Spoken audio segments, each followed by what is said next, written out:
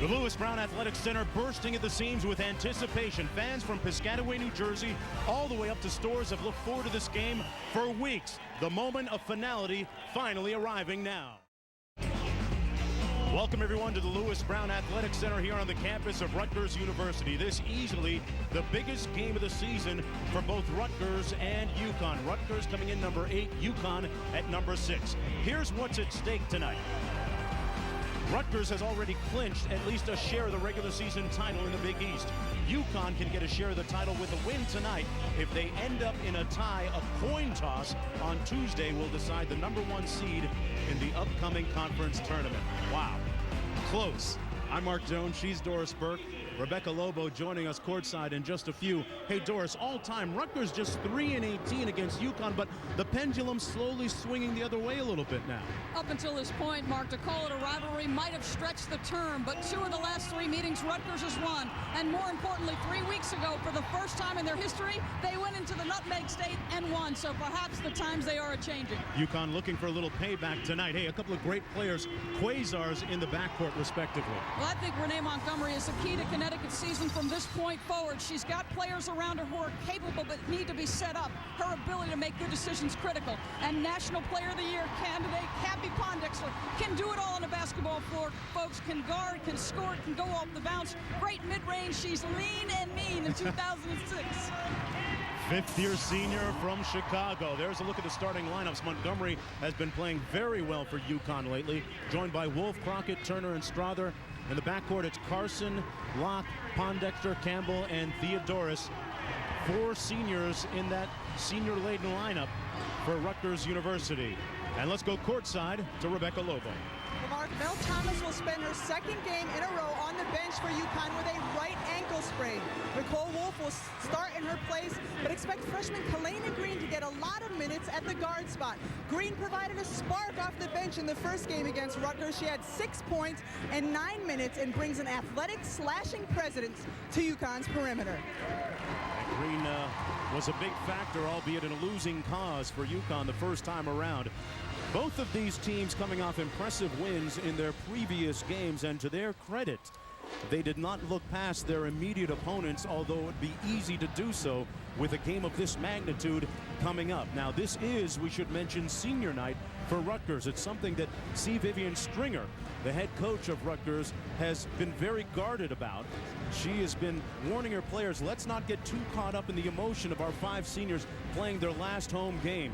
Vivian Stringer, a member of the Women's Basketball Hall of Fame, the first coach at the time to take 3 different teams to the Final Four. Meanwhile, her counterpart tonight, Gino Auriemma, 2nd best percentage among active winning coaches in NCAA women's basketball in his 21st season on the sidelines in Stores, Connecticut. Our officials tonight, Bill Titus, Lisa Mattingly, and Angie Lewis. It was a low-scoring affair, Mark. I really believe for Connecticut to win this basketball game, they have to get up into the 70-point range. Connecticut is a team that's a little bit better offensively than Rutgers. This is a Rutgers team that defines itself by its defense, Mark, but they can go long stretches without scoring the basketball. Does that pinch them at all? Now, Rutgers averaging just a little over 64 points per game coming in. We are underway. UConn controlling the tip. Montgomery in the backcourt, guarded by Pondexter. Rutgers opens man-to-man. You will see lots of different looks defensively from both of these teams throughout the course of the night. It looks like we're going to have a foul against the Scarlet Knights. Rutgers foul number 25. It's against number 25, Cappy Pondexter. That's the first team foul. Strother lets it go with a quick trigger underneath, and that is what Crockett has been giving them lately. She's averaging over 7 boards a game during the last 3 runs. She has a history, Mark, of playing great basketball come March. In fact, Gino Auriemma joked at the start of the season, we might as well send Will Nett to Boston and just meet up with her there. But I'll tell you, she can help them. If she rebounds and guards, that's a real plus for this team. Looked like UConn was in a little zone look there defensively in the half court. Rebound off the miss by Pondexter. We have a jump ball, the possession arrow in favor of Rutgers. Well, Connecticut threw a couple different looks. In particular, late in the first matchup, they went to a box and one. The one they were guarding was Cappy Pondexter. It slowed Rutgers down. It'll be interesting to see. Does Gino Auriemma throw triangle and two, which teams have done to Rutgers already this season? They play that 3-2 matchup. And remember, Rutgers' 3 losses this season are all to matchup zone teams. Ole Miss, Michigan State, and Temple. See what kind of adjustments Coach Stringer has made for this one. Pondexter on the wing, guarded by Strother. Using a little bit of length on her here. Nice flash to the post by Kia Vaughn. Didn't get it, though. Time winding down to the shot clock. 5 on the shot clock, and Pondexter drills the jumper. They have 2 players capable of making shots under shot clock duress. Ajavon and Cappy Pondexter. If it gets under 10, look for either of those 2 to make plays. A lot of coaches that'll tell you that might be the best backcourt in the conference, those 2. Ajavon and Pondexter. UConn swings it around to Strother. Made her first one, missing this time. And Strother going to take another crack and knocks down the 3-ball. And Strother averaging about 14 a game for UConn. Yeah, she leads them, and she and Barbara Turner had 35 of Connecticut's points in the last matchup. There you see what Rutgers has done in terms of their leaders. Pondexter obviously out in front and scoring. Ajavon, though, to me, she is the emotion of this basketball team. I love how fearless she is. Pushes it off to the baseline. Rebound, Crockett with her second pull of the ball game. Off the Carson miss. Back quickly, and Strother with another open look, and Strother feeling her groove right now. And Strother in the past at times has been criticized for disappearing in big games, but not the case, albeit early here, Doris. Well, I think that the thing that you worry about with her is she is a quiet person, and you wonder, can she verbally lead this basketball team? I don't know that she's capable of that, but that's what she can do, Mark. Get out and stretch defenses with her ability to shoot the basketball. Huskies out to an early 8-3 lead. The failed pass inside by Campbell, picked off, and here comes Montgomery. Montgomery is averaging over 16 a game during the last 3. Crockett on the low blocks. Got the second one to go, and UConn leading 10-3 here in the early going. Remember, you made the point, senior night, emotions. Are you as focused as you need to be? This is a Rutgers team that looks completely flat.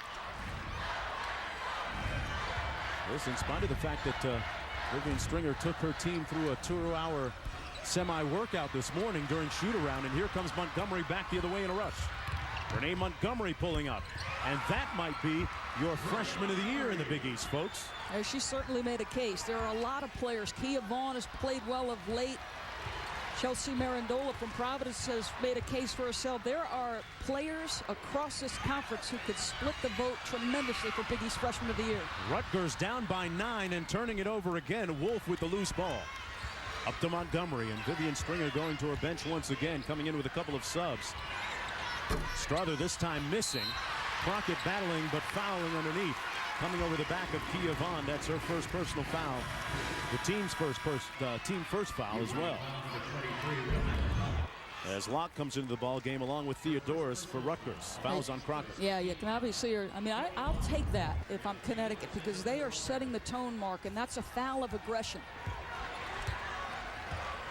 What do you make of the move by Stringer to go to her bench this early, Doris? I mean, this is not what you would typically call a deep Rutgers team. No, it's really not at all. And I believe Connecticut in a box and one. In fact, they are in a box and one.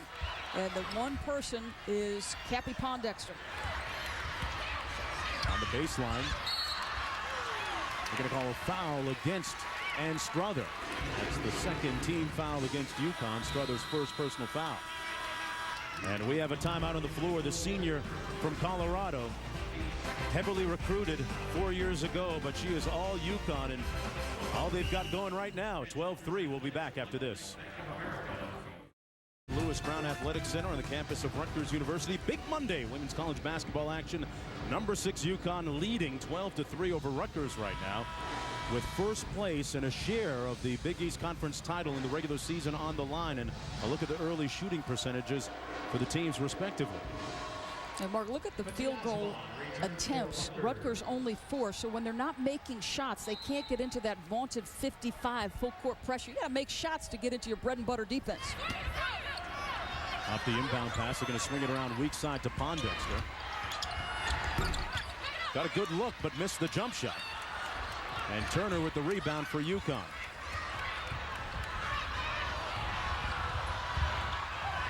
Strother looking inside. Good post up. Wow. But How about the stripped. defense? Crockett got stripped by Ajavon.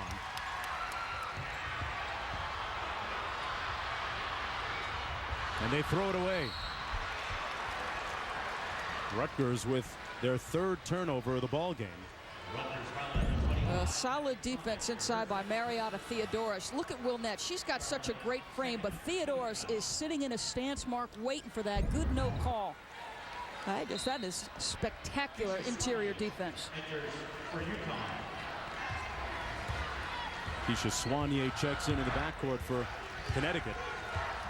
They've had some success going with both her and Montgomery in the backcourt. Gives them a lot of quickness to us. Yeah, it really does. Both of them can pressure the basketball. I think Soignier a bit better defensively. Strother outside. Gets a screen from Crockett. Steps behind and lets it go. Much too strong, out of bounds, but it's Huskies basketball. Turner was battling underneath for position.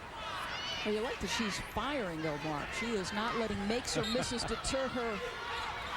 And Turner lets one fly and knocks down another three ball. It's 15-3 for UConn. Rebecca, what's up?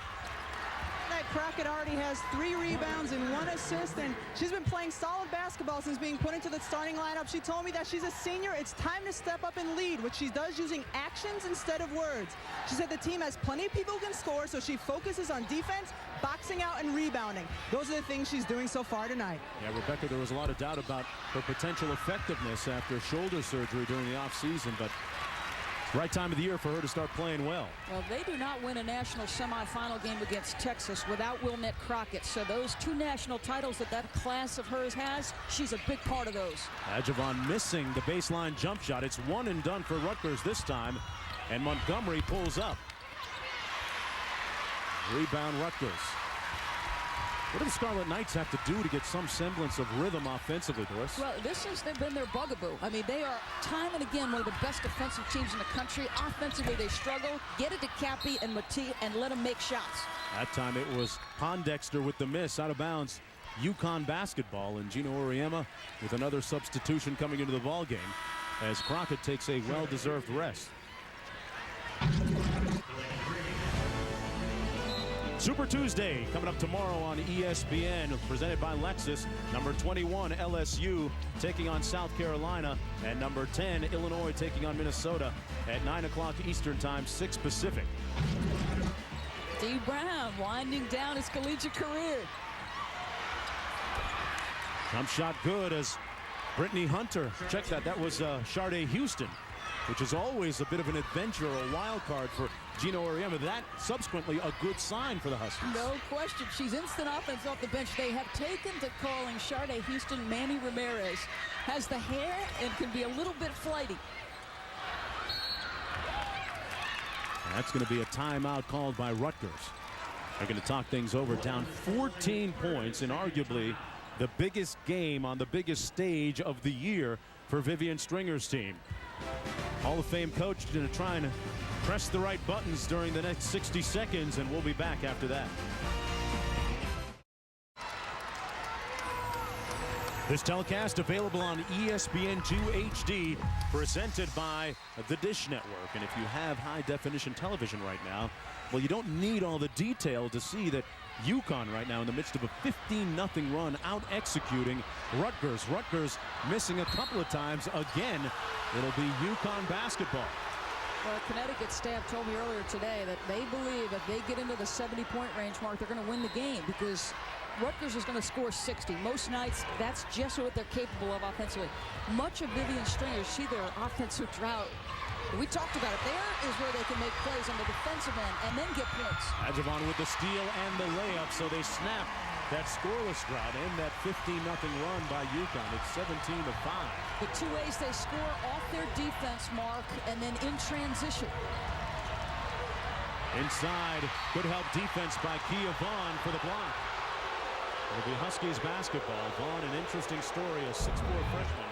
One more look at the steal there. This is Ajavon. I mean, she has great anticipation skills, long arms, quick hands, allows her to get tips on a lot of basketballs.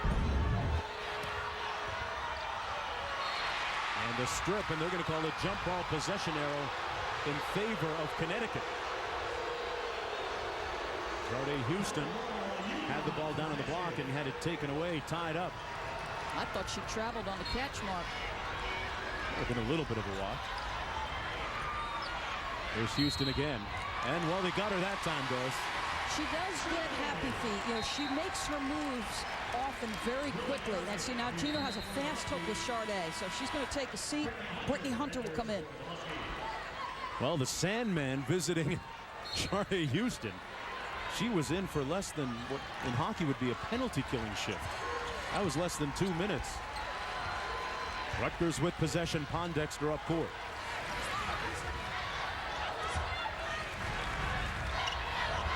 Javon finds a little baseline feed inside to Vaughn, and it's looks like we're going to call a kick ball. So shot clock only goes to 15 seconds. I like this rule, Mark. Kick ball to me is not bad defense, so I don't think you should reset the shot clock to 30. It's unfair. It's good defense to move your feet. And now they're going to call, Doris, an offensive foul against Ajavon on the push-off on Soigné. Well, let's see. Oh, it's got to be on. It's got to be on Kia Vaughn. That's a good call, Mark, because you cannot impede with a little hip or shoulder shake that cutter. Brittany Hunter battling underneath, and now, boy, the referee's starting to call it very tightly. Foul goes on Hunter. Travel. Yeah, I mean, if you pick up, she had established the left foot as a pickup. Did she travel? Did she pick up that left foot? Let's see. Yep, that's a good call. Very good call and a good shot. Pondexter on the wing. Ajavon on the baseline. Pondexter passed up a couple of shots, and it turns out to be a good decision. Ajavon knocks down her second bucket of the ball game. It's 17-7. Really unselfish, and you see the two players are capable of making defenses move by their ability to go off the dribble drive, Mark. And they come up with a steal off the dribble handoff. It's a 2-on-1. Pondexter breaking ankles with the crossover, and she'll go to the free throw line for a pair. Shows you how lethal she can be in the open court. Cappie Pondexter, you gotta love your point guards out of Chicago, folks. We'll be back after this. Well, this year marks the 25th anniversary of the NCAA Women's Championship. Now, to celebrate, we're counting down the top 25 championship moments, one a week through the championship game on April the 4th in Boston. Time now to spotlight moment number 17, brought to you by Singular.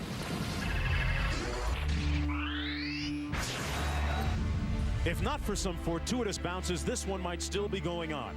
As it happened, the 1995 second round East Regional game between Duke and Alabama finally ended. The Crimson Tide outlasting the Blue Devils 121-120 after 4 overtime periods.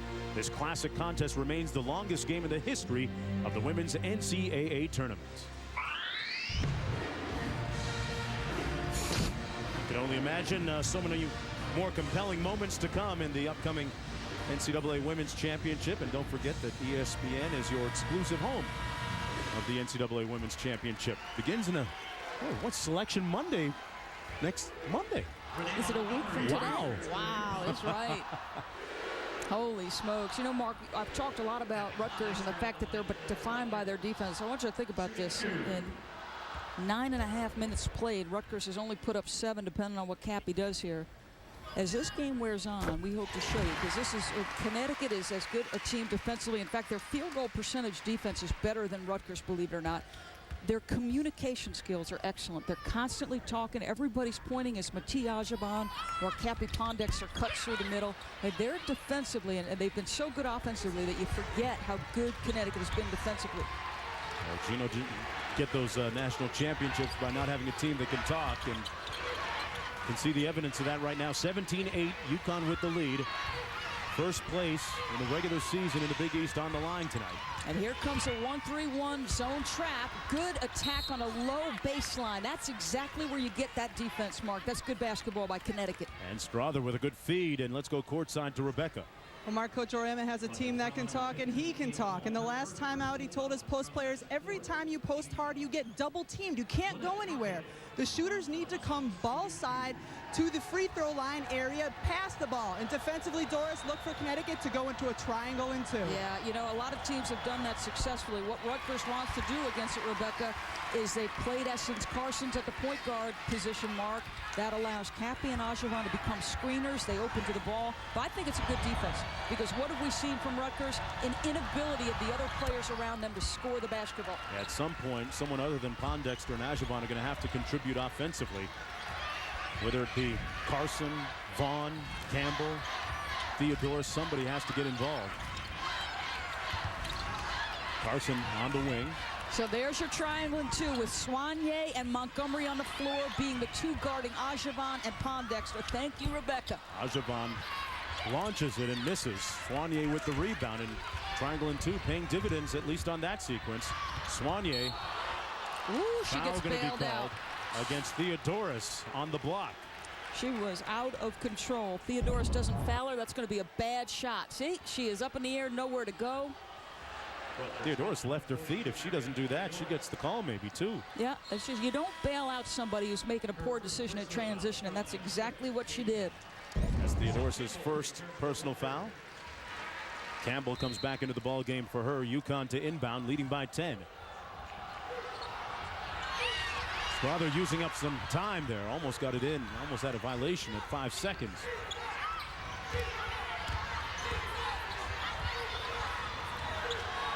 Montgomery knocks down another 3 ball. That's the way that she's been playing at the offensive end of the floor, Doris. She's been tremendous on the road. This young player doesn't make mistakes out of fear. Oh, careless here. Rutgers playing like they've never met each other before right now, down 21-8 as we approach the midway point of the first half.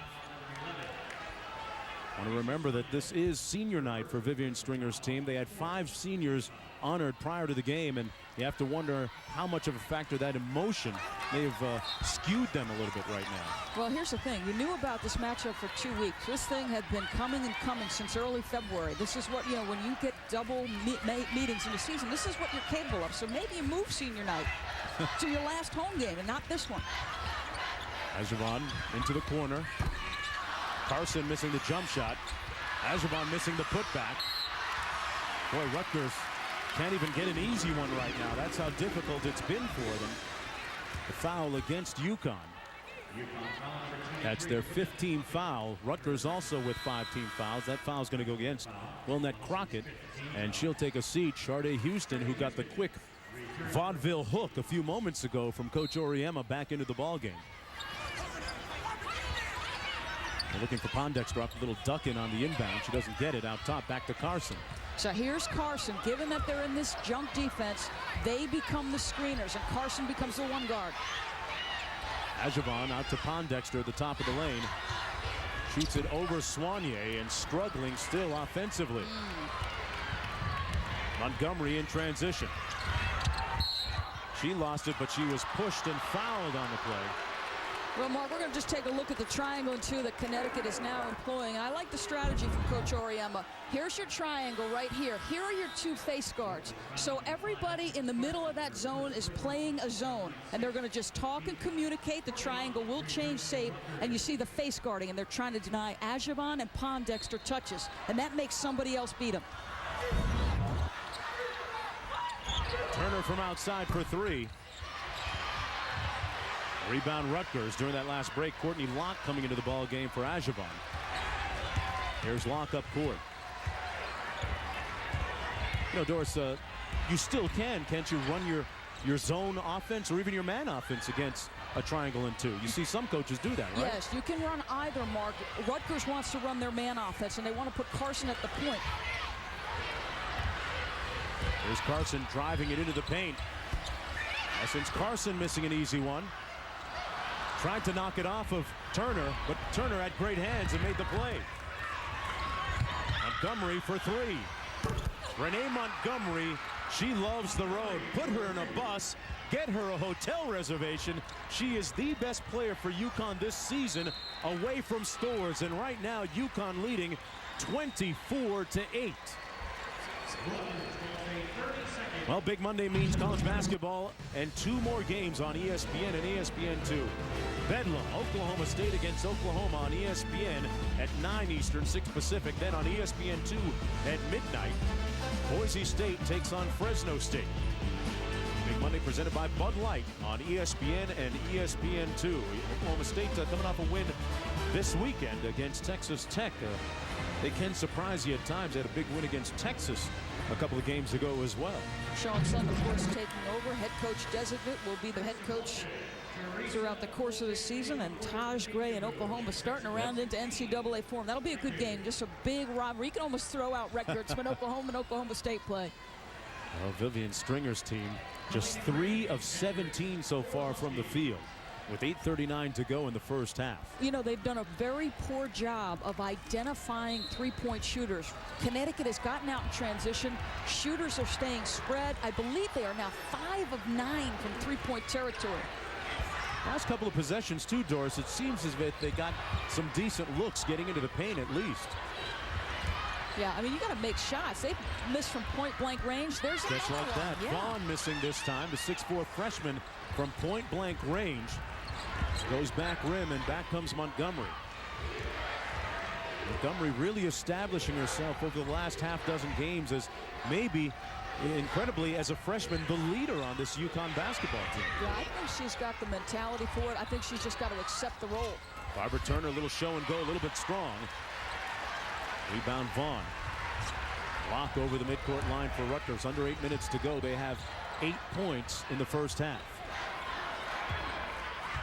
You'd never know that this game is sold out. Over 8,000 in attendance, and they have been conspicuous by their silence so far. Deafeningly silent. Vaughn again from the baseline, partially blocked by Houston. Good defensive play by Houston, and now UConn looking for another one in transition. Montgomery feeling it. She has enough to feed the needy tonight. Line up. Yeah, you know, Gino Auriemma said to us earlier today, this young lady has all the physical gifts. When she learns to focus for a full 40 minutes, she's going to be really special. 26-8, UConn leading. Pondexter on the wing with a hand in her face, goes back rim, and Soignier now in a rush. It's a 3-on-2 for UConn, and Soignier got ripped. Carson up to Locke. Oh, that's a tough pass. Poor decision by Locke. Rutgers fans wanted to travel. Houston found Turner, but Turner stepped out of bounds. There was 6:48 to go in the first half. Renee Montgomery, the former McDonald's High School All-American just a year ago as a senior in high school. She's on the right train and on the right track.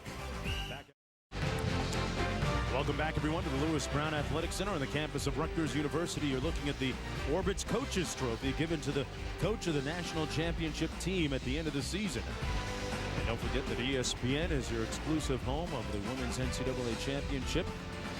The game in Boston, not that far, just about 3 hours up 95 to what, Doris? You do that route, sometimes 95 north? 95 north, you got it. Do we have to hit 90 east to get there? No, You'll not both be there. I'm flying, I'm not driving. And which of these two teams will make it to Boston in the Final Four? Right now, UConn looking strong, leading by 18 points. Rutgers still trying to solve that triangle and 2 defense that Gino Auriemma has employed. Ajavon has checked back into the ball game for Rutgers, trying to make something happen and forcing just a little bit. Montgomery quickly up court to Turner. Knocked out of bounds. It'll be UConn basketball. See, this to me is where Essence Carson becomes important for Rutgers, because she is capable, Mark, of making 15-foot jump shots. She's got a flash to spots, and maybe the elbows against that triangle is where she needs to get to. Out top, Montgomery. She got stripped that time by Ajavon, and out of bounds as Houston touched it. It'll come back the other way. Montgomery, the game's leading scorer, with 10 points on 4 of 5 from the field. She almost has personally outscored the entire Rutgers team.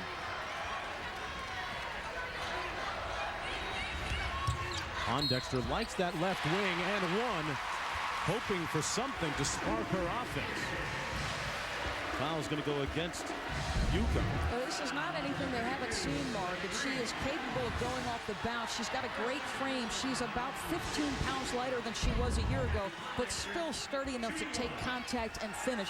I think she should be Minnesota's first pick, the #1 pick in the draft, because she fills an immediate need. She plays at an extremely high level. I think she'll be a better scorer at the pro level eventually. Interesting point as Pondexter completed the three-point play and still coming back from a bit of a stomach virus. She had the stomach flu a little over a week ago, which slowed her down, and she has been in a bit of a shooting slump of late. Trying to break out of that tonight at a very timely moment against UConn. ESPN's coverage of college basketball continues Tuesday night with a double dip. First at 7 Eastern. Number 21 LSU takes on South Carolina. Then at 9, number 10 Illinois visits Minnesota. Super Tuesday presented by Lexus is on ESPN and also available in high definition on ESPN HD. Call your cable operator or satellite provider today. For more information, log on to ESPN.com. What a year LSU's having, 20-7 overall. 12-2 in the SEC. They've clinched the West Division title. There's a look at the scoring leaders for UConn. Montgomery continuing her recent trend of prolific ways. Vivian Stringer had some interesting comments prior to this game saying she thinks that UConn should be the favorite. They're the ones with all the national championships, even though some had thought that Rutgers would be favored in this game, especially at home. Well, you know, there's no question Connecticut wants to take back what they did to them earlier at the meeting at Connecticut, Mark. And this is, you know, Gene William and his staff very prideful. You know, they don't like the term rivalry because, as you said at the start of this telecast, it's been a one-sided rivalry. It's more like a homecoming game for UConn most times as Sharday Houston commits the foul. There's a look at the scramble door. It's interesting on that last sequence that we saw a full court, three-quarter court pressure look from Rutgers. They'll throw a lot of different things at you, Mark. I think their best defenses are 55, that full court man-to-man where they trap you all over the floor. Everybody cheats up a pass. As you mentioned, though, you got to score to get it in effect as Pondexter knocks down her 8th point of the ball game. Now there was the start of controversy when Vivian Stringer showed up, Mark Jones at Piscataway, and declared that Rutgers would be the jewel of the East. Folks in stores took exception to that comment. Folks in stores were his jewel, maybe a zirconia. This battle between two of the elite teams of the Big East Conference. Rutgers with a 23-game Big East regular season winning streak on the line. Good backcourt pressure. And Montgomery. That's going to be a charge against Montgomery. That's your first look at what is their bread and butter. They live and die with this full court 55, and they trap you all over the floor. Everybody's active. They've got the athletes, folks. Trap. It's Marietta Theodoris at the start of that. She's got to cover a lot of ground. Ajavan's got the skills and the speed to be in the middle of that thing. And that one could have gone either way. Goes Rutgers' way in that instance. There's Ajavan out top. Pondexter gets into the teeth of the defense. Knocked out of bounds. It'll be Rutgers basketball. Ajavan just 2 of 6 from the field. Pondexter, Rutgers' leading scorer. I think if you're Rutgers, you're just looking to get this thing to 10 or less prior to hitting the locker room. Pondexter from the baseline gets it to fall. And now they're to within 9 points. Check that, 11. And more full court pressure from Rutgers. Remember, no 10-second rule in women's college basketball. You can take as long as you want to get it over. Good pass. Houston inside, finishes at the other end. Montgomery sees the whole floor. See, I worry about Rutgers and how hard and how much they practice. They went through a 2-hour shoot-around this morning at 9:30. The men had a game here at the rack yesterday afternoon, so they were in here till 10 o'clock last night. It's, you know, you're heading toward March. Is it time to step back? And meanwhile, Doris, that's going to be an offensive foul against Ajavan as she pushed off against Montgomery. Montgomery, the star of the game so far, drawing fouls at one end and scoring points at the other. And you talked about Vivian Stringer taking her team through a long and somewhat arduous, you would think, workout on game day. She will prove a point if she wants to. Against Syracuse a few games ago, She yanked her starters early in the second half and didn't let them back on the floor until late in the game, just because she wasn't happy with their level of intensity or lack thereof at the start of the second half, and the game was still very much in question when she pulled them. Meanwhile, the ball out of bounds. It'll be UConn basketball. She is a coach who does not define you by your ability to score points. If you miss a defensive assignment, I don't care how well you're playing on the offensive end, you will be sitting beside her. Turner out top. Now Montgomery, under 4 minutes to go. Montgomery oozing with confidence. That time missing, and a foul underneath against the Huskies. That is their 19th foul. Rutgers with 17 fouls, and we have a timeout on the floor. It's time to flex your muscles and put a little bit of muscle in your hustle tonight, because there is a regular season title on the line. Face down, UConn face up. Trey, I have a clue. I think maybe it's a team with orange feeling a little blue right now. Just a guess, Doris Burke. Perhaps, just a guess. Well, Pat Summitt has warned her team all season long about defense. Cappy Pondexter, meanwhile, with 11 points, including the last 8 for Rutgers. The rest of the team has scored just 4, so time now to perhaps get a contribution from somebody else. Campbell at the free throw line. Michelle Campbell is 75% free throw shooter on the season. Knocks down the first of 2. Campbell had 12 points in the last game against UConn. Last year, the most improved player in the Big East. They'll set a great screen on their very last possession mark to get Cappy Pondexter a shot. Houston trying to inbound it.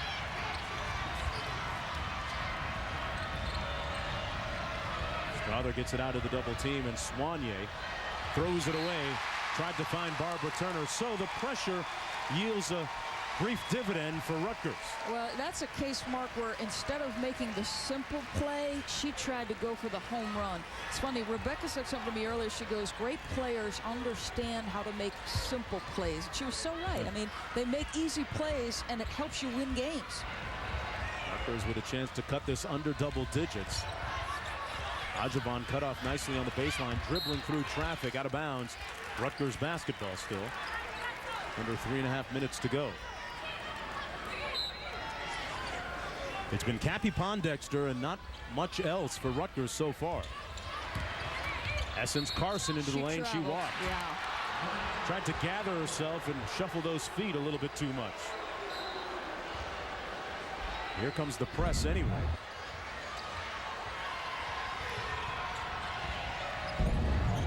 Soignier, the only ball handler in the backcourt right now. Montgomery up in the front court. And they toss it away again. Rutgers with another steal. Carson this time converts it. Yeah, this is exactly where you want to be. You played horribly for 20 minutes nearly, Mark, or at least 17. But guess what? You're right back in it.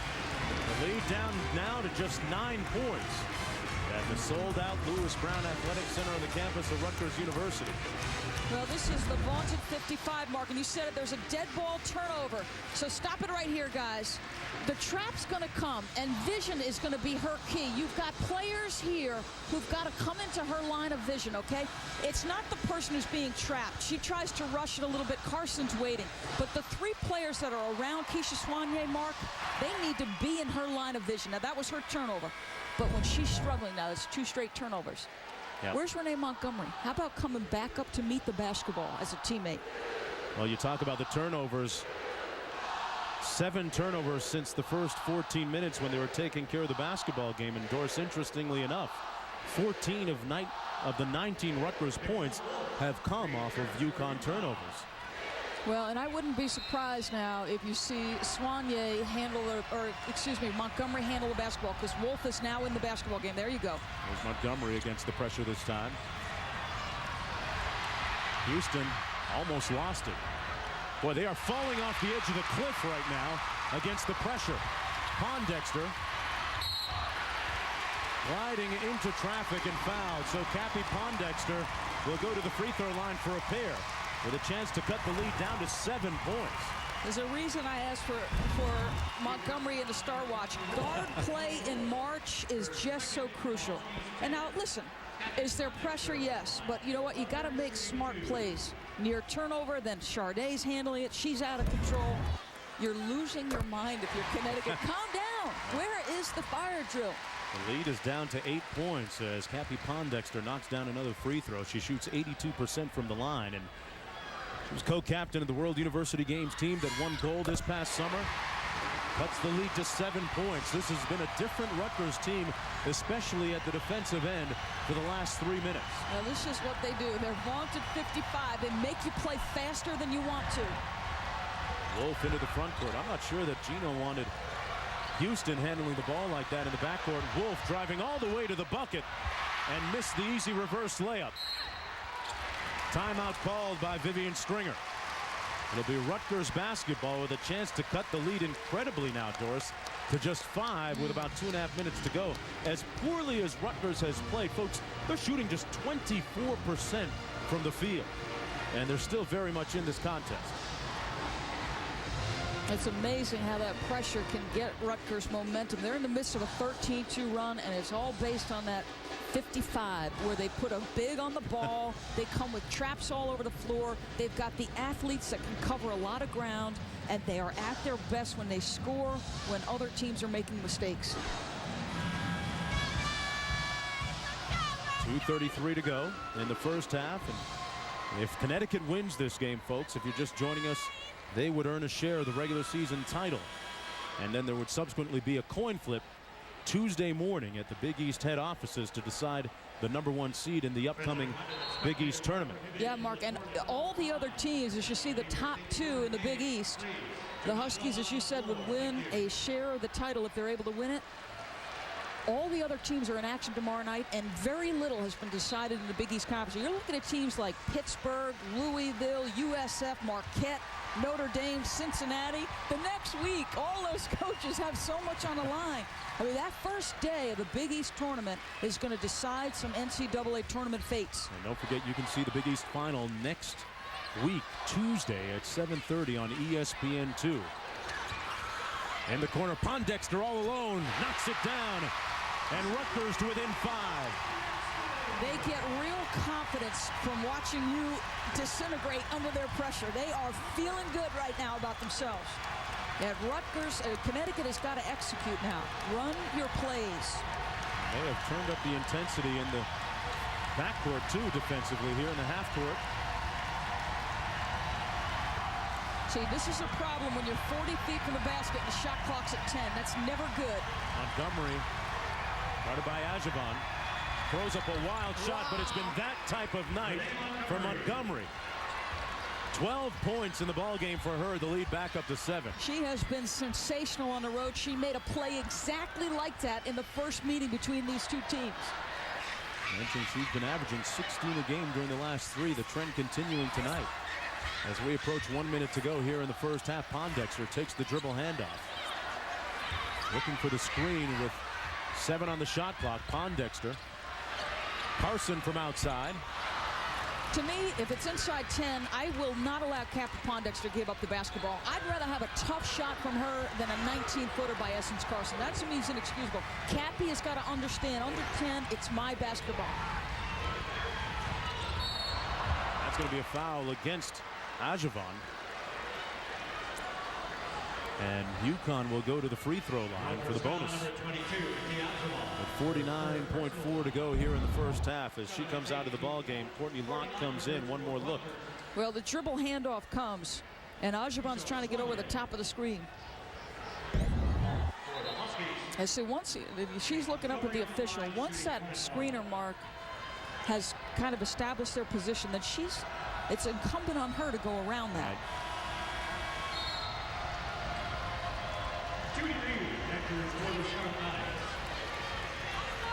Montgomery now at the free throw line. Former McDonald's High School All-American shooting the bonus. Carson with the rebound off the miss. Chance to get it back down to 5 points for UConn, for Rutgers, and considering the fact they've only shot 26%, they're sitting pretty good. Looking at a little high screen and roll here with Campbell and Pondexter. Pondexter got all the way to the cup. See, I don't think individually there's any one player who can check her on Connecticut's team. As good a defender as Soignier is, Cappy's a better offensive player. Just overpowered her on that drive to the bucket. Shot clock is off, game clock at 10. Good deny by Carson, because you don't want to let Montgomery have it. Houston back out to Turner for three, comes up short. And that's the end of the first half of play. UConn leading by 5, but Rutgers stealing the momentum going into the locker room at halftime. That is something you didn't see in the past with Connecticut. A failure to get a shot with that much time left on the shot clock. And let's go downstairs to Rebecca with Gino. Coach Auriemma, you were up by 18 at one point in this first half until they put on the pressure. How do you get the team to settle down and get the ball over half court? Your guess is as good as mine, Rebecca. I'm seeing things here that I've never seen in my 20-some years of coaching. And, we got some young guards that are rattled, and we need to regroup at halftime, and I got to figure out a way to help them out. But right now, I haven't been able to do that. All right, thanks, Coach. Mark, you can see the frustration. Yeah. Well, they talk about pressure. Pressure makes diamonds. And Trey Wingo, pressure busts pipes. And right now, UConn in search of a plumber. They lead by 5, though, at the break. Back to you. Yeah, Mark, that's the good news. They lead by 5, but there is a lot of leakage in the pipes going on right now in Connecticut. No question about it. Welcome back to our halftime studios. Trey Wingo here with Carol Lawson. At one point, UConn up by 18, 26-8. Rutgers closes on a 17-4 run. There were really 2 halves in the first half, Kara. And how did Rutgers get back into this game? Well, when they're able to set up their defense and bring that full court pressure, they have the athletes, and their mindset, Coach Vivian Stringer, is to get after it on the defensive end and force turnovers. And Coach Auriemma talked about he has young guards stepping into the passing lane. It's about anticipation. Essence Carson does a tremendous job right there. And they're just baiting UConn into making bad passes. You see Sharday Houston a little bit flustered there, overthrows the pass, and once again there's Essence Carson for the steal, and Cappy Pondexter gets fouled. So it's the athleticism, it's the anticipation skills of Rutgers, and the youth and the inexperience of the UConn backcourt. Yeah, you're watching those guards from UConn, and you just want to scream at the television. Calm down. Things are okay. You're in the lead. We'll see if Gino can get them regrouped in the second half. Again, he's perplexed, telling Rebecca Lobo he doesn't know what's going on. Welcome, everybody, back to the Lewis Brown Athletic Complex. Big Monday, women's college basketball. First place in the Big East Conference on the line tonight. Rutgers with a 23-game conference winning streak on the line as well. I'm Mark Jones along with Doris Burke. Rebecca Lobo joining us in just a few. Doris, in that first half of play, it was almost a tale of 2 different games within the first half. Rutgers got out of the gate slow. I thought they made a mistake early, having some people in the pregame celebration. Carson playing the piano. When they got back into it, Mark, they did it with their vaunted 55. Full court pressure, poor decisions, passing the basketball led to a comeback by Rutgers. All that athleticism playing a part in them being down only 5. Shooting just 29% from the field in the first half, able to stay within 5 points. And let's go courtside to Rebecca. Guys, I talked to Coach Stringer, and she was short with her words on a rare occasion. She said all they need to do defensively is get back in transition, and she said rebounding hurt us in the first game against Connecticut. We got out-rebounded. We got out-rebounded here in this first half. Well, it's a great point, Rebecca, because transition was where Connecticut got 3s in that first half. Remember, at one point, Connecticut 5 of 9, they're now 5 of 11. But it was transition 3s. They spotted them, and they stretched them. Well, you wonder how long Rutgers can continue this way without getting any kind of offensive contributions from Campbell, Theodoris, or Locke, or even Ajavon. Only 2 field goals in the first half, well below her average. On top, they swing it weak side. Ajavon on the wing. Working against Crockett. Nice pick and roll game. Theodoris gets the second one to go, and Rutgers as close as they've been since the opening tip. Second chance opportunities. They had a number of those in the first half. They just didn't capitalize on them, Mark. They missed a lot of chippies, Rutgers. Here's Montgomery, who was stellar in the first half for UConn. Strother started off the game really well and starts the second half very well. And Strother knocks down another jump shot. The senior from Castle Rock, Colorado, now with 8 points. She took 6 shots in that first half. I guarantee you most of them were inside the first 10 minutes of that game because you're right. For stretches, she was absent. Javon at the top of the key. Carson on the wing. Carson has yet to, actually she has 1 field goal.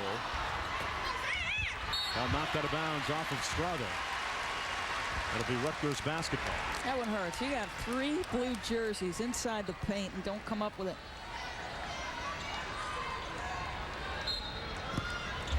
Javon inbounds to Carson.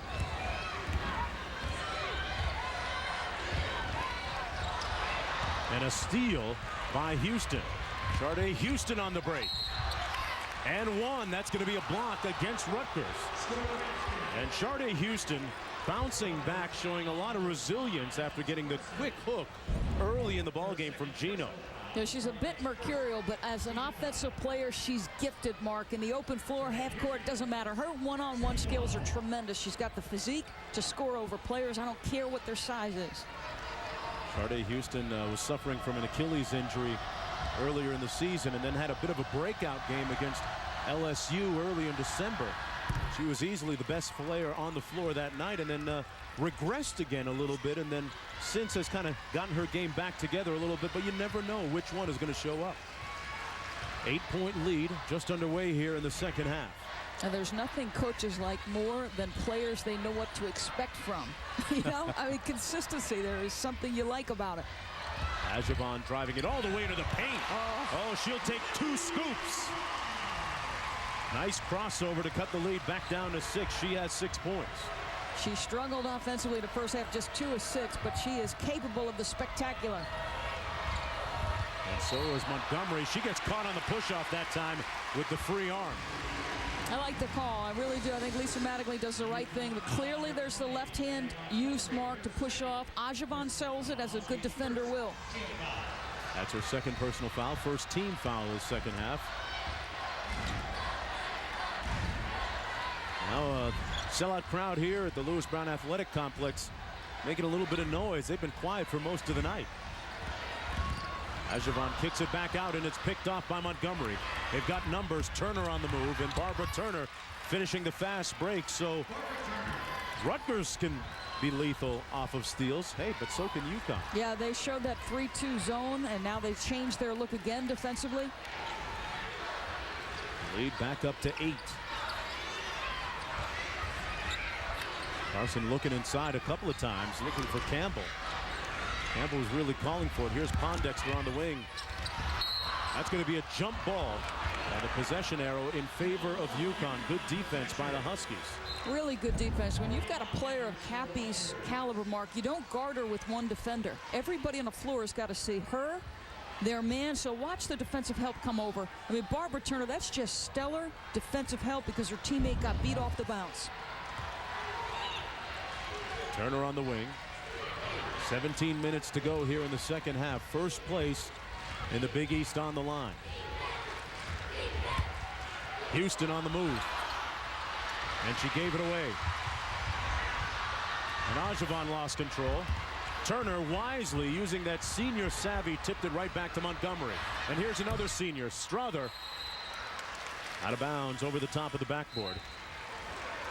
Well, Big Monday means college basketball and 2 more games on ESPN and ESPN2. First up, 9 o'clock Eastern on ESPN. It's Bedlam, Oklahoma State taking on Oklahoma. Both teams coming off of wins in their previous runs. Meanwhile, Boise State on midnight against Fresno State on ESPN2. Steve Cleveland doing a nice job trying to turn around that Fresno State program. Former head coach at BYU. Who's your coach of the year, men's college basketball? So many to choose from. I love the job that Jay Wright has done at Villanova. I'm a little partial to him and his staff. Gotta like what Sylvia Hatchell's done on the women's side for coach of the year. Yes. From outside, Essence Carson. She's really improved that face-up game. I mean, she's still not as much of an offensive threat as you may like, Mark, but she has improved as a face-up game. Good defense there. They tried to lob it inside, and the weak side help came, and Houston says, that's okay, I'll get it on the flip side. Sharday Houston converts off the steal, and Houston now 3 for 3 from the field. 7 points in the game.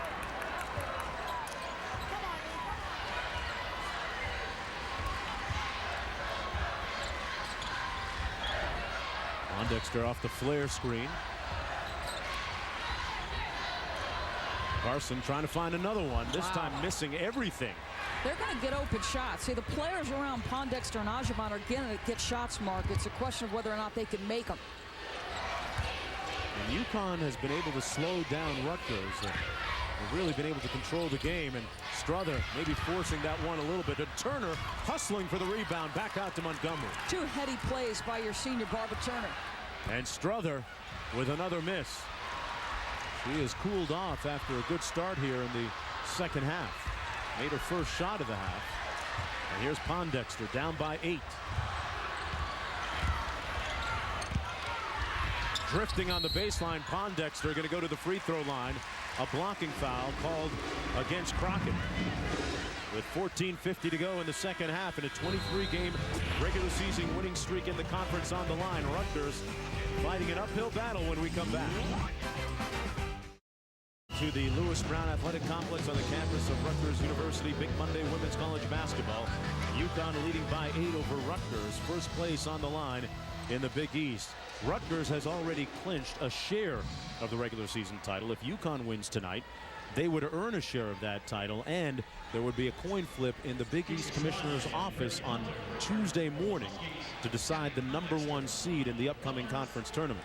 Well, I know there's been so much talk about the men's Big East Conference and how many teams they may set a record for entry into the NCAA tournament. The women's side, all action being decided tomorrow in that first day. Maybe the most intriguing game in the Big East tomorrow, Notre Dame and Pittsburgh. Notre Dame's credentials outside the conference, their RPIs at 34. They're 16-10. They've played well of late, but Muffet McGraw's team sub 500. They could get to 500 in conference should they beat Pittsburgh tomorrow. That's a very intriguing basketball game. Pondexter makes the second of 2. She has 19, and now we see the full court press again. Turner handling in the backcourt. Gino was so obviously frustrated when Rebecca interviewed him just at the end of the half with their inability to deal with this. Let's see what they do here in the second half with it.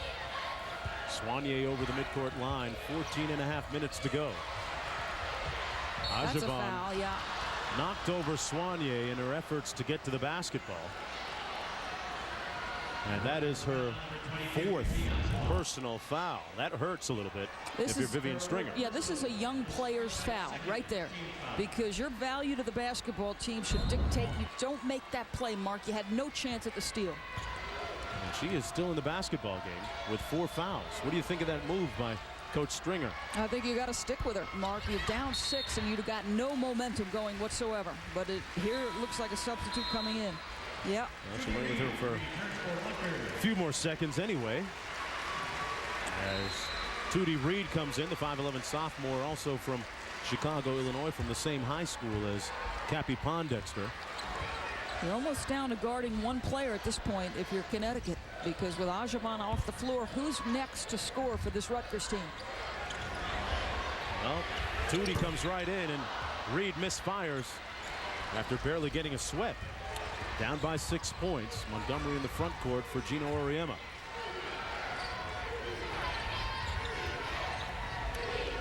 Nice inside-out game.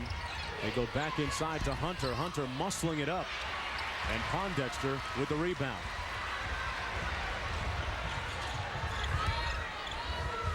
Carson out top.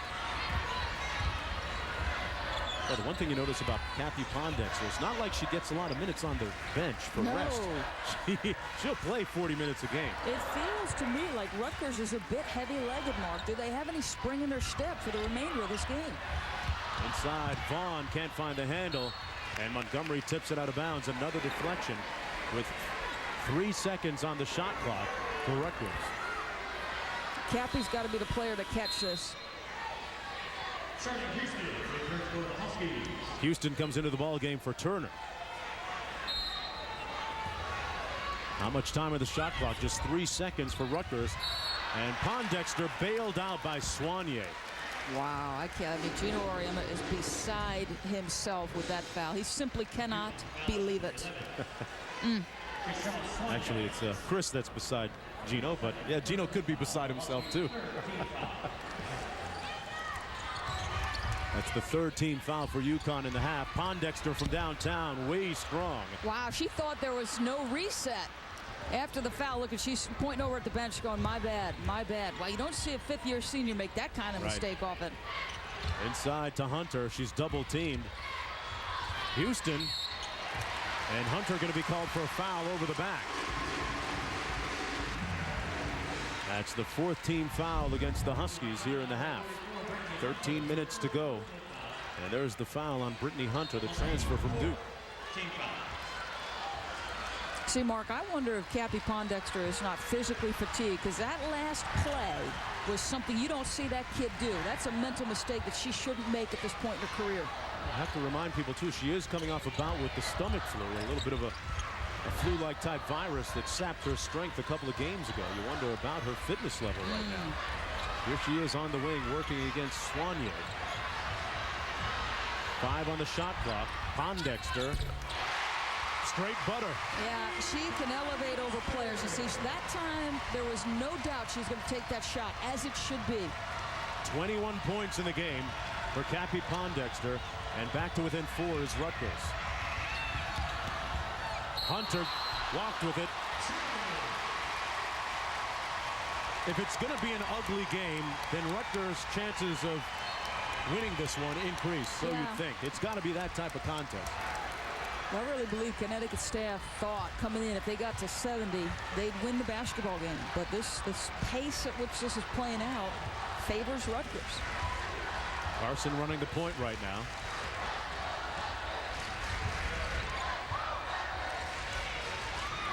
Pondexter isolated on the weak side. Off the mark. Rebound Houston. Montgomery's been a little bit quiet offensively after a stellar first half. And she might have heard me. Montgomery with the layup off the nice give and go. Who was checking her mark? Cappy Pondexter. There was a little screen at the elbow. Not really even a screen. It was more just congestion. Pondexter running the show. And that raises a good point. If you're Vivian Stringer, is there anybody or anywhere that you can hide Pondexter to give her a little bit of a breather at least one end of the floor? Right. On the drive, Essence Carson rejected at the rim. Strother on the court. Possession arrow in favor of Rutgers. 6-point lead for UConn. And Renee Montgomery, outspoken, even had the nerve to question the menu at Gino's house for dinner. West Virginia leading by 5, and back here UConn with a 6-point advantage. 11:08 to go in the second half. Number 6 against number 8, first place in the conference on the line. I'm Mark Jones along with Doris Burke and Rebecca Lobo. The first half was a story of 2 different games. In the second part of the first half, Rutgers rallied. And now here they are working the glass, albeit a miss by Theodoris. Gets another crack, still pounding glass, and a jump ball called. It'll be UConn basketball. Let's go courtside to Rebecca. Well, Mark, no surprise in the last huddle, Coach Oriamo talked about guarding Cappy Pondexter and breaking the press. He said guarding Cappy, he looked at Renee Montgomery, he said don't let her catch the ball. That's number 1. But when she does, force her middle where you have help. And then against the full court pressure, he's actually going to bring Barbara Turner and Sharday Houston up the floor to bring the ball up. Help out in the ball handling duties, the sure-handed Turner. Here's Houston. Couldn't get the roll out of bounds. It'll be Rutgers basketball with 10:39 to go. Pondexter has, I don't believe that Cappy Pondexter has sat down in this game yet. She has 21 points. And she has got to be at least a little bit fatigued. Well, and at what point do you bring Mati Ajaban back into the basketball game? I certainly don't think it gets beyond 8, Mark, before you bring her back in, because now time is starting to become of the essence. Yeah, she's got the 4 fouls, and you're not talking about Carson when you talk about time and essence as well. Yeah.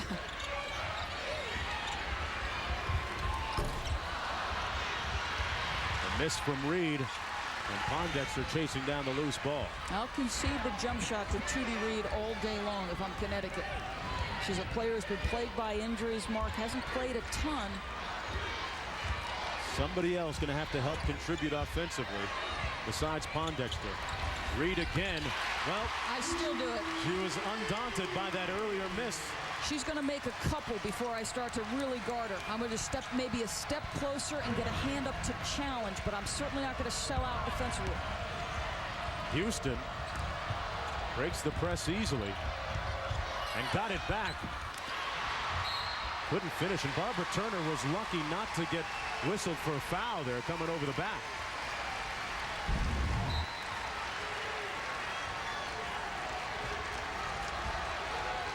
One more look at it. And wow, missing chippies in there. You're right. Some contact, certainly. Rutgers can come to within 2. They've trailed the entire night. This will not go down in the annals of great offensive basketball. But it's been competitive and hard fought. Pondexter finding the open man. They go inside. Now outside. Carson missing the jumper. And Reed gets it back. She's taking a few of those, Carson. That's a shot I never understood. Either step back behind the line. You got one in and one out. You're so close to a 3. Either make it a 15-foot jump shot mark or get the triple. Carson out top with 12 on the shot clock. Off the flare screen, Pondexter got a good look. And they get it back again. This is what killed UConn in the first meeting between these two teams. Correct. Their Rutgers, offense and their defensive rebound, it killed them. Rutgers' second chance points proved to be lethal. Nobody guarding Carson, so why not? She gets a room service look and couldn't convert it. And Montgomery wisely calls a timeout, double teamed in the backcourt. Wow. With 8:18 to go, down by 4. Rutgers had a golden opportunity, and Gino imploring his freshman, hey, just dribble it up court, something like that. But this is what rivalries are all about. They're no longer a patsy on the schedule. Rutgers trying to make a statement, trying to repeat in the conference's regular season champs. This is the kitchen, bathrooms. Hey, Garrett. Hey. Your new Trio 700, the first to run Windows mobile application, so it's as easy as working on your PC. And because it's from Verizon Wireless, you're on the nation's largest high-speed wireless broadband network. So your office is pretty much everywhere. Pretty nice. Get the Palm Trio 700W smartphone with Windows Mobile, broadband speed, and a $100 rebate. Only from Verizon Wireless. It's the network. Right here, this is MSG. We call it the Garden. Just tragedy everywhere. It's something that you want to get your family away from. That's what I'm trying to do. My brother's about to do something that a lot of people don't get a chance to do. The pro scouts made me a little uneasy. The word is that you're going to the NBA. You don't listen to that. ESPN Original Entertainment presents the defining year of Sebastian Telfair. Going all out for me, my family, and my team. Through the Fire. Premieres Sunday, March 12th at 8 p.m. Eastern on ESPN. Do you suffer from depression? The Behavioral Health Research Center at New Britain General Hospital is currently studying an investigational treatment for depression. People with depression often experience sadness, hopelessness, changes in appetite, changes in sleep, trouble concentrating, and loss of energy. Study participants will receive a comprehensive evaluation and investigational drug at no cost. Reimbursement for time and travel expenses is also available. To find out more, call 1-877-790-1926. At Story Brothers in New Britain, we're committed to defining the word service. To us, service means offering 24-hour towing with a large fleet of trucks, offering a full body shop that prides itself on restoring your vehicle to pre-accident condition, even having Enterprise Rent-A-Car meet you here if needed, in addition to our free shuttle service. Service also means employing only ASE-certified technicians to handle repairs and having emissions testing and emissions repairs. We're Story Brothers, and we stand by our work 100%. Call or visit us in New Britain. Well, contentious moments certainly at times between these two teams, like in the Big East final last year.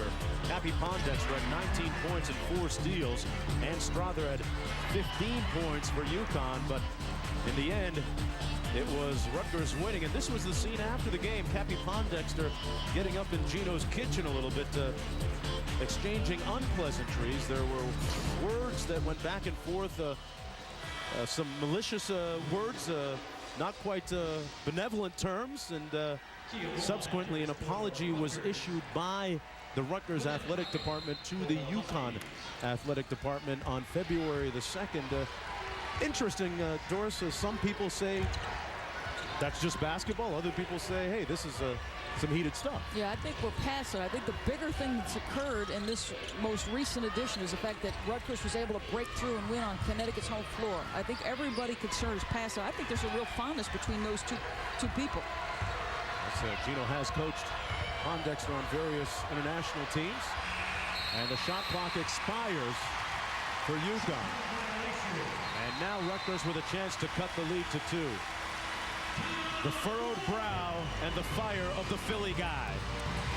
Gino going to light up his team during this timeout. We'll see what's on the other side. Welcome back, everybody. This telecast available on ESPN2 HD, presented by the Dish Network. It's a 4-point game with 7:50 to go, and let's go courtside to Rebecca Lobo. Put a period on that situation between Gino and Cappie Pondexter. What's up with them bumping their gums at each other?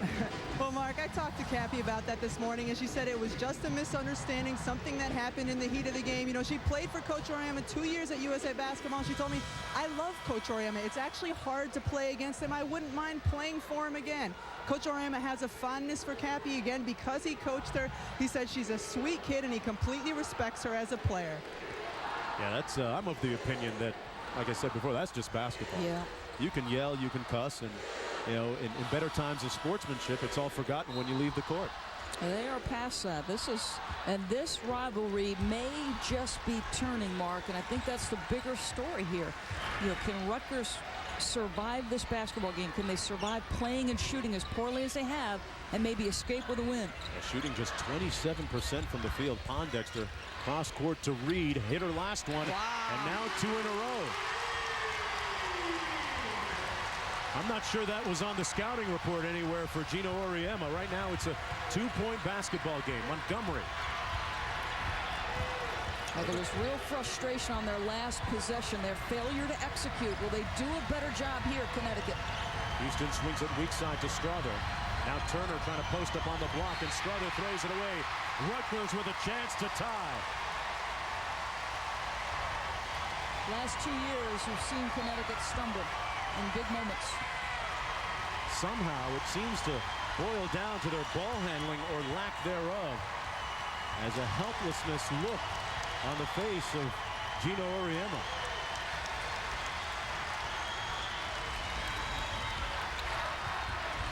Pondexter, guarded by Montgomery.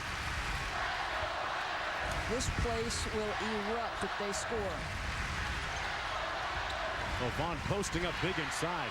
Pondexter for the lead.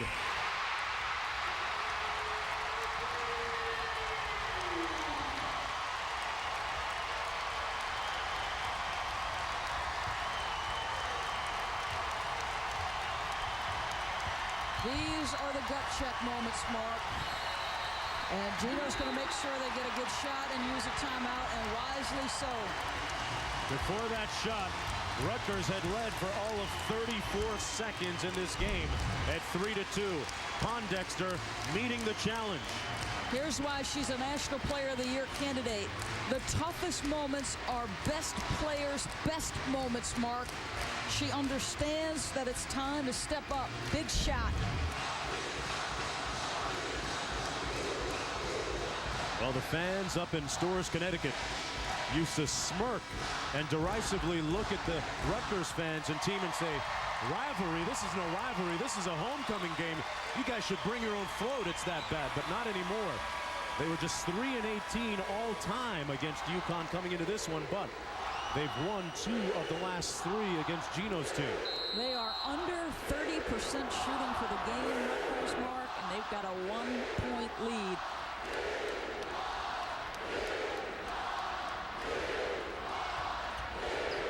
Cappie Pondexter pretty much doing this single-handedly.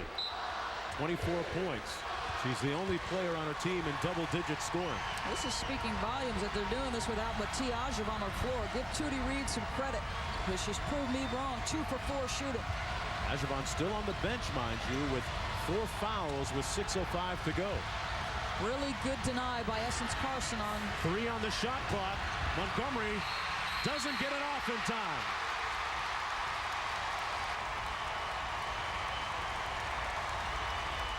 Once again, out of a timeout called by Gino Auriemma, a lack totally of execution. Yeah, well, I'm going to say this. Essence Carson has done a heck of a job on Ann Strother in this second half. She did a great job denying her the basketball because she's the one you want shooting it. 19 turnovers after that last one by UConn.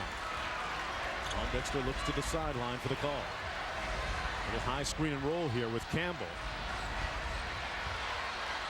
Pondexter. And another second opportunity off the rebound for Essence Carson. Yeah, reset on the clock. Good read by her, too. She thought about going in there trying to make a tough shot. Reset and reorganize. I see it so many times, Doris. Long shots yield long rebounds. Yes. And that's exactly what happened. Top of the lane. Kia Vaughn has to be rewarded with a touch at least. And there she goes. Are they going to count it? Wow. They're going to call it for an offensive foul? Wow, that is incredible. I don't know about this one. Kia Vaughn was posting up big inside. Well, I'll tell you what. She sits down on her. Okay, so she leads with the left shoulder, but I don't know. I mean, a good sell defensively. Let's see it again from this side. I think it's a good call. On that angle, it's a very good call because she did throw the left shoulder. And she was working so hard to get position down low, and she hadn't gotten a touch. But she posted up big. Boy, you're right. I think she's got to get some touches when she works that hard. Montgomery missing everything. Rutgers basketball. Strother couldn't get to it in time, and now the freshman, the rookie, looking a little bit unstable. Gino saying why. Well, he talked to us earlier today about how physically gifted she is and how capable of being great she is, Mark, but those are mistakes that she's got to stop making. Carson running the point. Still no sign of Mathieu Ajaban. Little ISO here for Pondexter on the wing. Working against Montgomery. Kicks it out to Carson for three. Saved by Montgomery.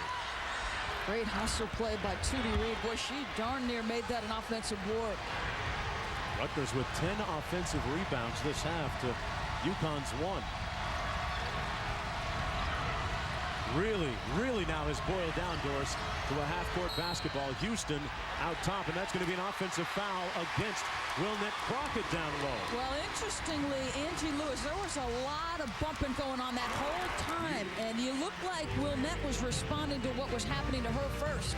Like that old R. Kelly song, nothing wrong with a little bump and grind once in a while. We'll be back after this. It's rough, folks. First place in the conference on the line. Rutgers leading by 1, just under 4 minutes to go. Doris, a lot of contact on the blocks. Well, look at that right block. Both players on both sides of the ball doing a great job trying to post, but that right arm push by Wilnette is where Angie Lewis blows the whistle. Neither the offense nor the defense is allowed to displace, and Wilnette gets called for displacement. But I'll tell you what, both players, low, wide base on a post-up, showing the numbers to the passer. I mean, that shows good post-up. You like to see him work that hard. Yeah, speaking of post-ups, last time down the floor, we saw Kia Vaughn get big down low. She does again and kicks it out nicely to Reed, who passes up a look back to Kia Vaughn. Boy, she had a nice look at it. Just a little bit strong, and now UConn with a chance to take the lead back. As we go under 3.5 to play. Oof. Talk about scoring droughts. Montgomery. That's a foul on Wilnette Crockett. Good call, because Essence Carson is too good an athlete to get hung up on a screen like that. That's the 16th foul against UConn. The next one will be bonus. ESPN's coverage college basketball continuing Tuesday night. Super Tuesday presented by Lexus. Number 21 LSU taking on South Carolina. Then at 9 o'clock Eastern time, it's number 10 Illinois against Minnesota. Super Tuesday presented by Lexus is on ESPN, also available in high definition. 3:13 to go in the second half. And that foul was against Crockett. That was her first. Actually, that was her 5th, pardon me, personal foul. She's done. Let's go courtside to Rebecca.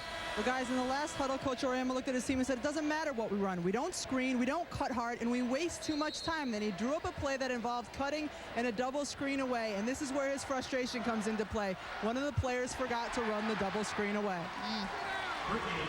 Well, it is maddening, Rebecca, as a coach, and it's bit them a couple times. In fact, it did so, if you recall, at the end of the first matchup with these two teams. Keisha Soigné, the play breaks down. Somebody forgot a screen. They got a terrible shot at the end of the ball game. It's bad execution at this time of year, Mark Jones. Sure is. Approaching 3 minutes to go in the second half.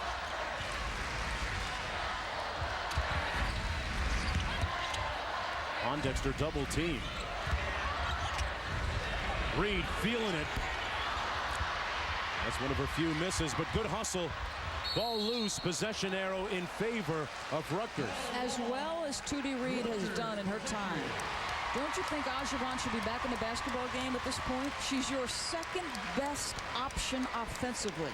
Especially, Doris, with 2:44 to go. And there, she's making a move right now. I mean, it's been a long time without your second best shooter. And they should give this kid a hand. Reed filled in admirably with 4 points. May seem minuscule, but they were timely buckets. Timely buckets. She hustled. She played good defense, Mark. Tootie Reed just did a heck of a job in limited minutes. But you need some points right now, and Ajavon can help you with that. Both teams have been stuck on 42-41 for a while. Inside Campbell. Out of bounds. Rutgers ball. Boy, they have had some balls go through their fingertips, haven't they, Connecticut? Oh. Looks like they have control of a board, and somehow it gets its way out of bounds.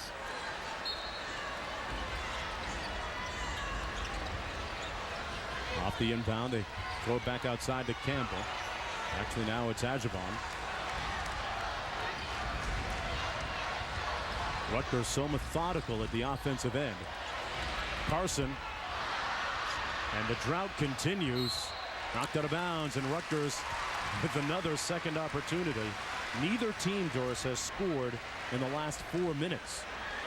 It is so taut. I mean, you can feel the tension in the air, and we're a ways away from that floor. Every play, every possession. First place in the Big East on the line. If UConn wins, they get a share of the conference regular season championship. If Rutgers wins, they get it outright, but Pondexter turns it over and wide open down court. Houston fouled by Kia Vaughn, and Sharday Houston will get a chance to put UConn back in the lead. Great team defense leads to this. Montgomery gets her head up. It was Sharday Houston got beat, makes the tap. They get their head up immediately, but they're playing good team defense on Ajavon and Cappie Pondexter. Good communication. They're guarding each player with more than one person. Houston at the free throw line. She's hovered right around 60, 61% for most of the season from the free throw strike. That almost typifies their evening. Well, Doris, you said it a little bit earlier in the second half and in the first half that if this game was around the 60-point mark, Rutgers' chances of winning it increase. And that's going to be a foul. It's going against Barbara Turner, much to her disbelief. And Geno's. No points in the last 9:49. A drought of near biblical proportions in a basketball context. And Rutgers shooting is now down to 26%, and they still lead the basketball game. How do you do that in UConn shooting 45% from the field?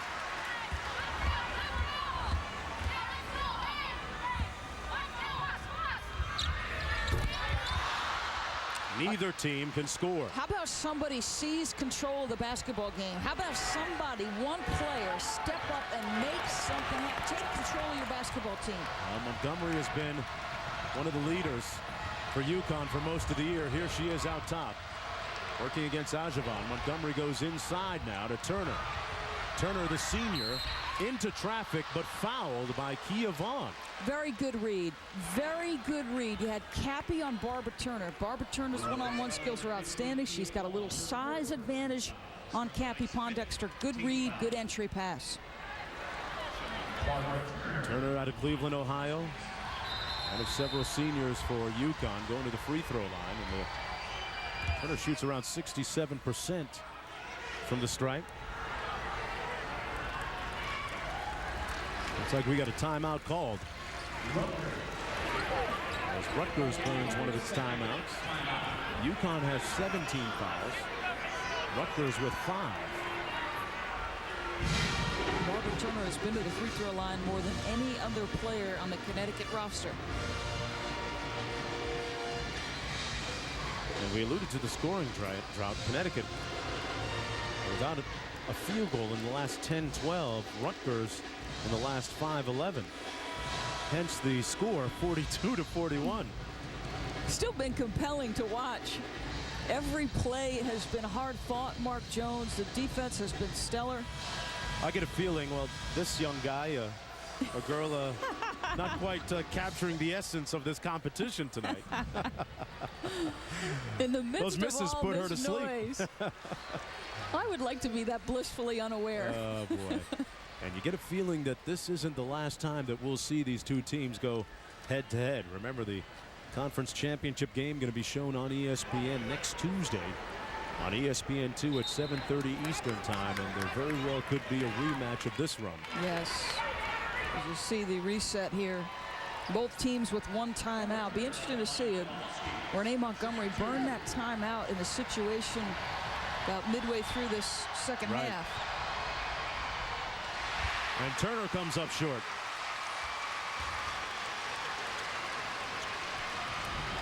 Barbara Turner has faced a lot of adversity in her career. Recently had the rod removed from her leg from an injury that she suffered 2 years ago, and she knots the score at 42. 1:20 to go. I'm Mark Jones along with Doris Burke and Rebecca Lobo. First place in the Big East on the line tonight in a game where Rutgers has trailed for most of the contest until the last 5 minutes or so, but since then neither team has been able to score much. Yeah, see, they're exchanging all screens. Pondexter had to go halfway down and out and was fouled on the act. Sharday Houston was chasing around that baseline screen. And Pondexter will go to the free throw line. She, Doris, is an 82% free throw shooter. Well, she's a career high right now in points and every shooting category. So career best for Cappy. I think her commitment to conditioning has played a big part in what's happened to her this season. Wow, she made big free throws down the stretch. She provided the final margin in the last game. Now, listen, she makes this one. Do you take a chance if you're Rutgers and come with that pressure and make Montgomery make good decisions with the ball in her hand when it really counts? Got to make it first, which she does. Nope, they back off. They're going to play just stout half-court defense with 1 minute to go. Rutgers looking to repeat as regular season champs in the Big East. They were talking about setting good screens. It's got to go through Barbara Turner or Ann Strother right now. Strother off the weak side, pinned down. Rebound Vaughn. And fouled by Barbara Turner with 44.4 to go. Mark, you had the player shooting it that you wanted. It was going to be one of those two seniors, as it should have been. Well, Strother had a good look coming off that weak side pin down. And now Kia Vaughn will go to the free throw line. And the good news for UConn is that Vaughn is only a 52% foul shooter. A freshman from the Bronx, New York, inserted into the starting lineup for the last 4 games. He has not been to the line at all tonight.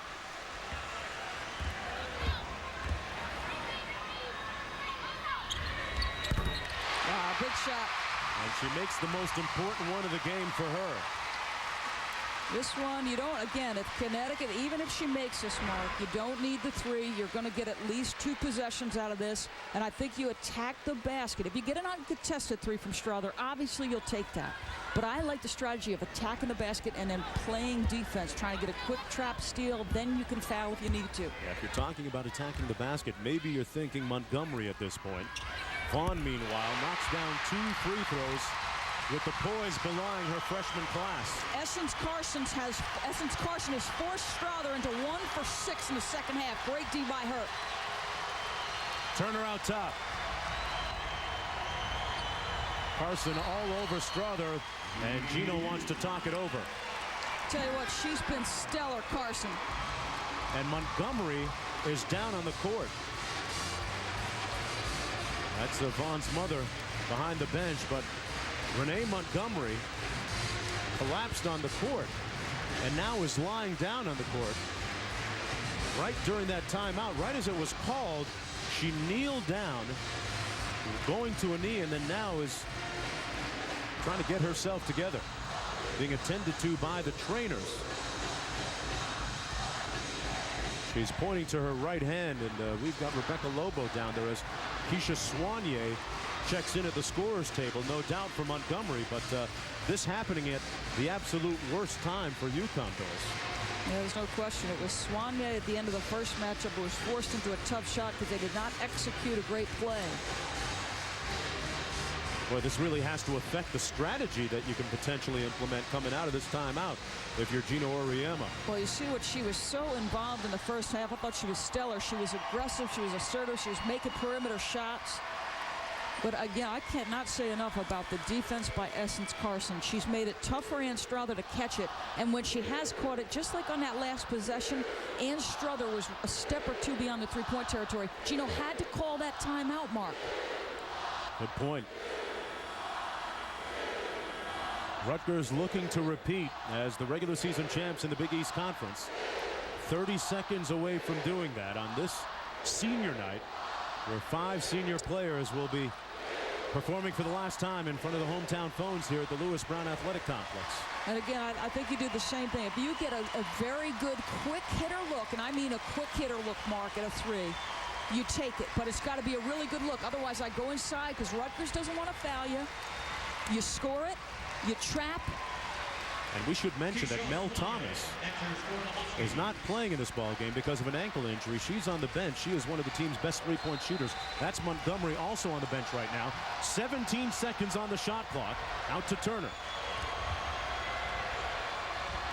Great deny. Look at Essence will not let Strother touch it. Houston.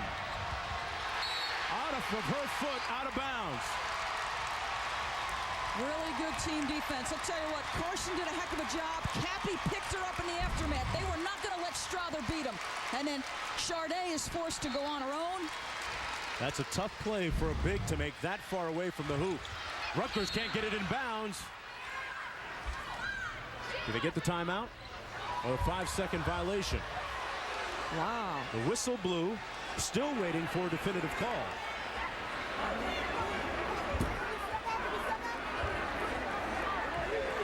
It's still going to be Rutgers basketball.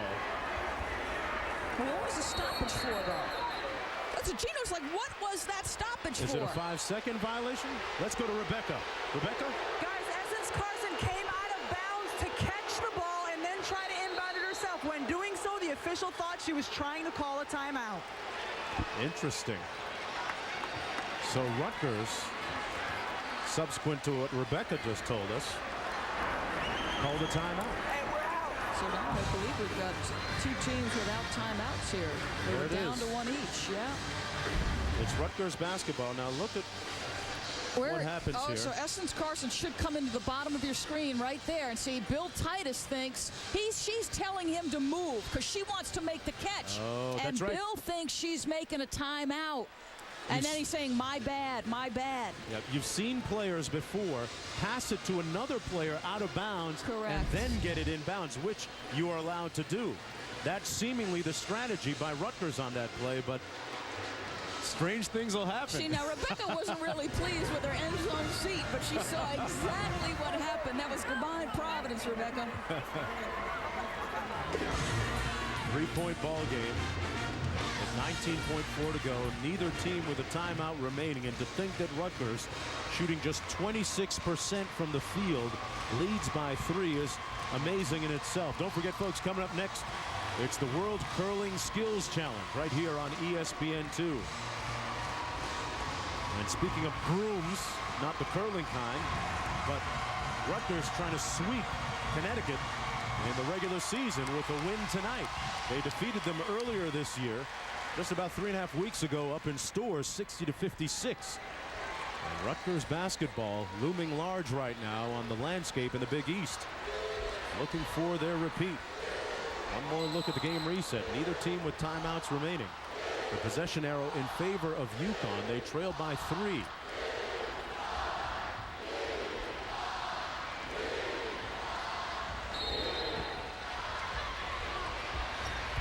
Pondexter easily with the inbound pass. And dribbling out of harm's way before being fouled by Houston. Pondexter, as we noted, a good free throw shooter, 82% on the season. And she is 9 of 11 tonight.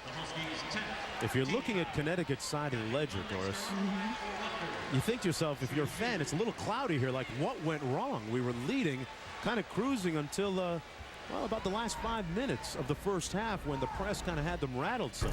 And they never seemingly recovered from that as Pondexter missed the first of 2. Now, if she misses this one, it's still a one-possession game. Correct. Changes the complexion of Connecticut's strategy, Mark. And it's a 2-possession game. This is good by Ajaban because you want them to use clock coming up the floor, but you got to go here, Soignier. Montgomery came back into the ball game during the last break. Soignier's got to get it off. Strother does, but it's short. And that might do it with 2.5 seconds to go.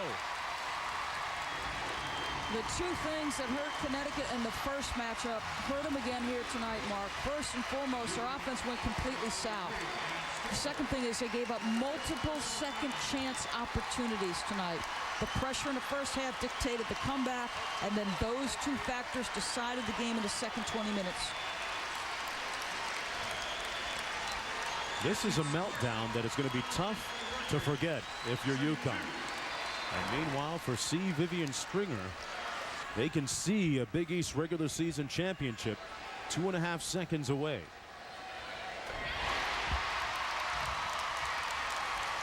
Essence Carson with the foul shot to give them a 5-point lead. There are going to be people that criticize Rutgers by saying, hey, they're just a one-trick pony. It's Pondexter and nobody else. But it was a gritty team effort at the defensive end, which kind of puts another spin on things. I'll tell you what, if you can win a game shooting 26%, Mark Jones, that does tell you a little gritty, a little tough. It's cooked, glazed, and now sliced. Rutgers, the regular season champs in the Big East.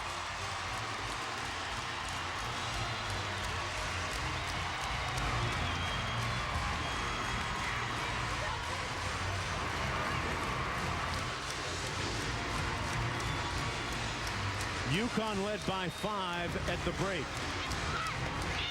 But the seeds of doubt had already been planted by that press. UConn would never get back into an offensive flow, and hence Rutgers' second straight Big East regular season championship behind Cappie Pondexter's 26 points. Only one player in double digits. That was Renee Montgomery. She had achieved that by halftime. They could not find any offense in the second half. Give some credit to the defense by Rutgers. It was great team defense, but Essence Carson was special. Essence Carson was special on Ann Strother. She had her on lockdown. And the Rutgers fans, certainly with more reason to believe, hoisting their victorious coach, Vivian Stringer. They put their heart into this one, and it'll be on to Hartford next for the Big East Conference Tournament. Our final score, 48-42. Coming up next, World Curling Skills Challenge. For Doris Burke and Rebecca Lobo, I'm Mark Jones saying so long from Rutgers University.